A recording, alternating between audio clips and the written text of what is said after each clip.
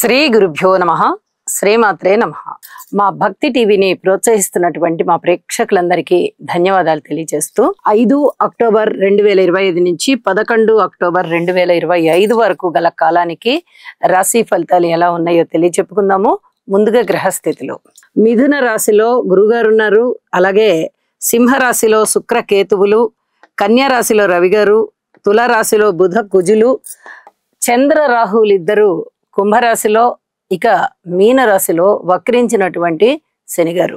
11 October వారాంతానికి వెళ్ళేటప్పటికి శుక్రాచార్యుల వారి యొక్క స్థితి సంచారము కన్యా రాశిలోకి వచ్చి శుక్రాచార్యుల వారు అక్కడ నీచపడి ఉంటారు కాబట్టి నీచలో సంచారం జరుగుతూ ఉన్నది.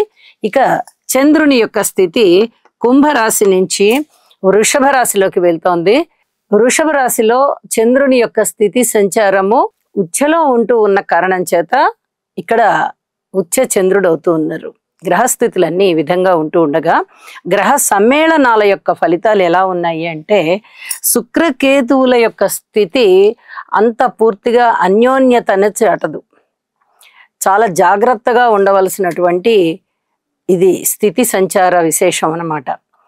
అయితే దుర్గా అమ్మవారికి పూజ చేయించుకోవడం ద్వారా, స్తోత్రపారాయణాలు చదువుకోవడం ద్వారా చాలా వరకు అన్యోన్యత అనేది దెబ్బతినకుండా చూసుకోవచ్చు.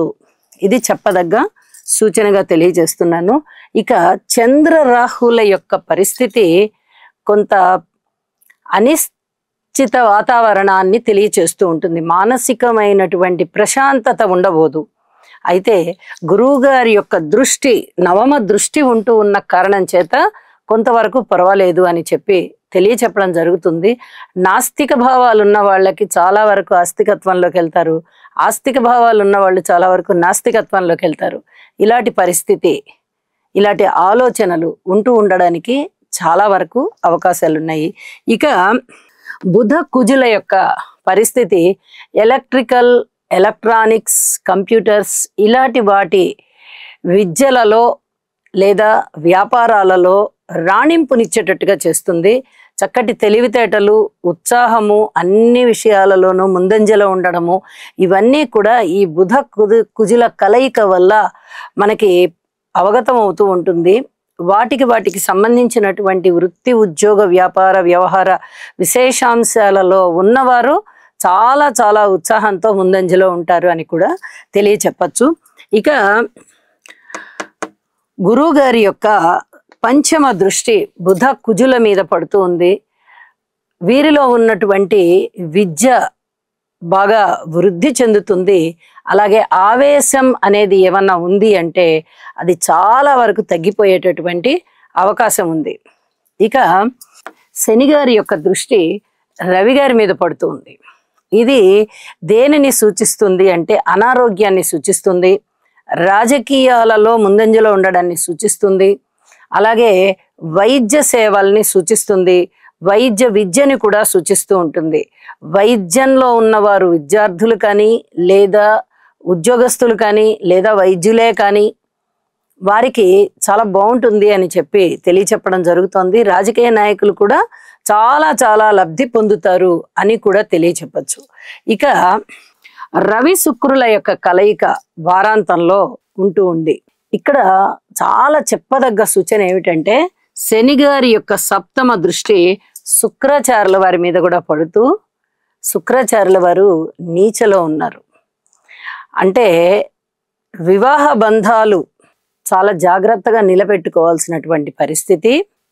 ఎవరికైనా కానీ ఇల్లీగల్ కాంటాక్ట్స్ ఉన్నట్లయితే అవి ఇప్పుడిప్పుడే వాళ్ళకి లీగల్ కాంటాక్ట్స్గా రావు. అంటే ఎవరైనా కానీ మేము రిలేషన్షిప్లో ఉన్నామండి అనే వాళ్ళు కొంతమంది ఉంటారు సమాజంలో.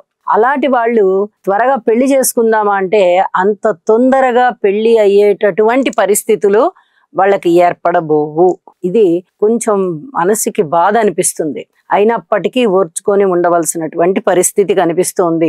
ఈ శుక్రాచార్యుల వారి మీద పైగా నీచ శుక్ర, దాని మీద శని గారి యొక్క దృష్టి అనేది కొంచెం ఈ బంధుత్వాలన్నిటినీ చెడగొట్టేసే విధంగా ఉంటుంది. ఇక్కడ కొంచెం జాగ్రత్తగా బంధుత్వాలని నిలుపుకోవాల్సిన పరిస్థితి కనిపిస్తూ ఉంది అని చెప్పి తెలియచేస్తూ ఉన్నాను. ఇక రాసుల్లోకి వెళ్దాం. మీనరాశి వారికి ఈ వారం రోజుల కాలము 11 అక్టోబర్తో అంతమయ్యేటటువంటి వారం రోజుల కాలంలో గ్రహస్థితులు ఏ విధంగా ఉన్నాయి అంటే, ఒక్కటే ఒక గ్రహస్థితి షష్ఠ స్థానంలో కేతువు యోగిస్తూ ఉన్నారు. వారాంతంలోకి వెళ్ళేటప్పటికి తృతీయ స్థానంలో చంద్రుడు యోగిస్తూ ఉన్నారు. మరి ఇలా వార ప్రారంభంలో ఒక గ్రహము, వారాంతంలోకి వచ్చేటప్పటికి ఇంకొక గ్రహము కలిసి 2 గ్రహాలు మాత్రమే యోగిస్తున్నాయి అంటే, ఇక్కడ ఏలినాటి శని జరుగుతూ ఉండడము, అలాగే గురువు గారి యొక్క బలము లేకపోతూ అర్ధాష్టమ సంచారం జరుగుతూ ఉండడము, రాహు గారి యొక్క స్థితి వ్యయస్థానంలో సంచరిస్తూ ఉండడము, ఇవన్నీ ప్రబల కారణాలు అవుతున్నాయి. అయితే వీటన్నిటి నుంచి ఎలా తప్పించుకోవాలి, ఈ సమస్యలు ఎక్కువగా ఉంటూ ఉంటాయి కదా, ఈ సమస్యల నుంచి ఏ విధంగా పరిహారం చేసుకొని, ఎటువంటి పరిష్కారం చేసుకుని ఈ మిగతా గ్రహాల యొక్క అనుకూలత నుంచి బయటపడి అనుకూలత చెందాలి అంటే ఒక్కటే ఒక్క పరిష్కారం ఉందండి, శివారాధన.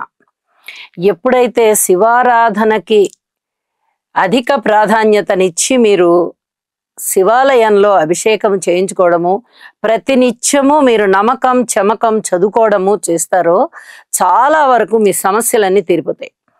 ఏలినాటి శని జరుగుతూ ఉన్నప్పుడు, అందున ముఖ్యంగా శనిగారు రాశిలోనే ఉన్నప్పుడు హనుమాన్ చాలీసా చాలా చాలా మంచి ఫలితాలను ఇస్తుంది.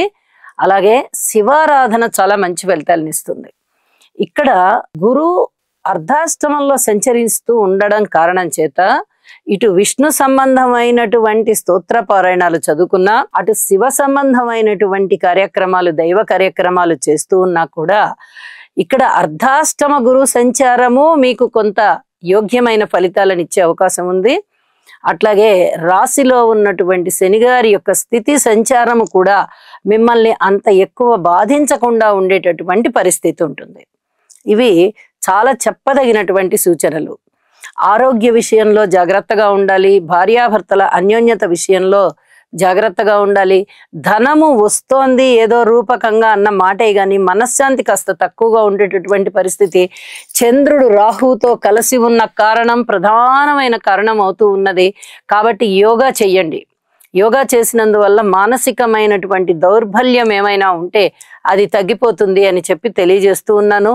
అలాగే అన్నదమ్ముల యొక్క సహాయ సహకార విషయంలో కూడా మీరు కోరుకున్నంత సహాయ సహకారాలు లభించబోవు. సంతాన రీత్యా కూడా ఓర్పు కలిగి ఉండాలి, ఆరోగ్యపరంగా జాగ్రత్తలు తీసుకోవాలి, ఔషధ సేవ చేయాలి, దూర ప్రాంత ప్రయాణాలు చేయవలసి వస్తుంది. పిత్రార్జితాలు కూడా అంతగా చేతికి వచ్చేటటువంటి పరిస్థితి కాదు.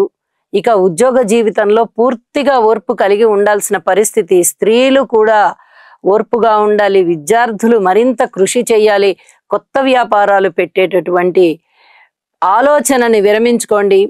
కార్మికులు, కర్షకులు, నేత పనివారు, చేతి వృత్తుల వారు ఇత్యాది వారందరికీ కూడా అంతగా కలిసి వచ్చేటటువంటి కాలము కాదు. దైవం మీద భారం వేసి మీ యొక్క కృషిని మీరు ముందరికి తీసుకుని వెళ్ళండి.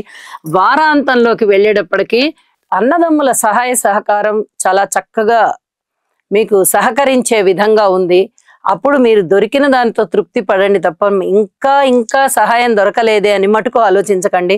గ్రహస్థితుల వ్యతిరేకత ఉన్నప్పుడు ఏ చిన్న అంశము మంచి శుభకరమైనటువంటి ఫలితాలతో ఉన్నా అది మీరు గుర్తు పెట్టుకొని మనకి ఈ మాత్రమైనా మంచి జరిగిందిలే అని తృప్తి పడితే భగవంతుని యొక్క ఆశీస్సులు మరింతగా మీకు దొరుకుతాయి అని చెప్పి తెలియజేస్తూ, ఇంటి ఇలవేల్పుని పూజించడం మానవద్దు. ఎట్టి పరిస్థితుల్లోనూ ఇంటి ఇలవేల్పుని పూజించండి. గ్రహస్థితుల అననుకూలత ఉన్నప్పుడు అది ఆరోగ్యం అవనివ్వండి, ఆర్థికం అవనివ్వండి, లేదా ఈ వైవాహిక జీవితంలో బంధం అవనివ్వండి, ఏదైనా కానివ్వండి, ఓర్పుతోనే మీరు వాటన్నిటినీ సరిదిద్దుకోవాలి అని మరొకసారి తెలియజేస్తూ, భగవన్నామ స్మరణ చాలా చాలా మేలు చేస్తుందని మరొకసారి తెలియజేస్తూ, శుభం.